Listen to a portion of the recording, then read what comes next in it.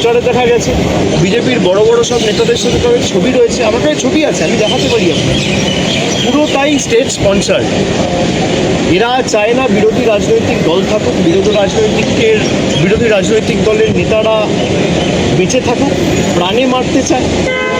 গতকালের যে ঘটনা এটা আবার প্রমাণ করছে। আপনারা দেখেছেন, আমি যেদিনকে এয়ারপোর্টে গেছিলাম, এখানে স্পিকারের সাথে দেখা করতে এসেছিলাম, সেদিনকে রাত্রে কলকাতায় ফিরে যাওয়ার সময়, খুব সম্ভবত 19শে জুন, এয়ারপোর্টে বন্দুক হাতে দেখা গেছে বিজেপির এক দুষ্কৃতী। এখনও পুলিশ তাকে অ্যারেস্ট করেনি, যার সাথে শুভেন্দু অধিকারীর ছবি রয়েছে। যিনি বর্তমানে এখন বাংলার মুখ্যমন্ত্রী, যিনি বন্দুক হাতে এয়ারপোর্ট গেছিলেন, তাকে পুলিশ এখনও পর্যন্ত গ্রেফতার করেনি। তার কারণ, তাকে মদত দিয়েছে বাংলার মুখ্যমন্ত্রী শুভেন্দু অধিকারী। গতকালের যে ঘটনা ঘটেছে পুরোপুরি স্টেট স্পন্সার, এবং রাজ্য সরকারের সম্পূর্ণ মদত এই ঘটনার পিছনে না থাকলে কারো সাহস হয় না।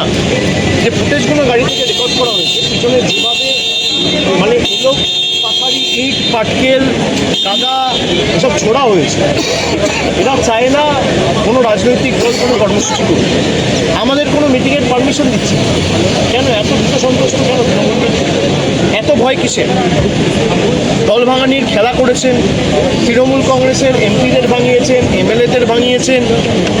আর এখন যারা বিরোধী দলের তকমা পেয়েছে, তারা তো আমি দেখলাম না গত 2 মাসেও তকমা পাওয়ার পরেও বিজেপির কোনো রাজনৈতিক নেতার বিরুদ্ধে কোনো আক্রমণ, কোনো একটা সাংবাদিক বৈঠক করে আক্রমণ করে দুটো ন্যায্য প্রশ্ন বা দাবি, মানুষের দাবি নিয়ে সরব।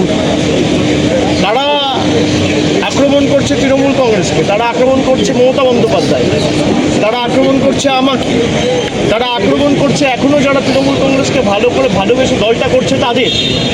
এই বিজেপি আর বিজেপির বিটিং মিলে বাংলাটাকে শেষ করেছে। আমার বিশ্বাস যে বাংলার মানুষ 3 মাসে এরা যা দেখিয়েছে, বাংলার মানুষ এদের ক্ষমা করবে।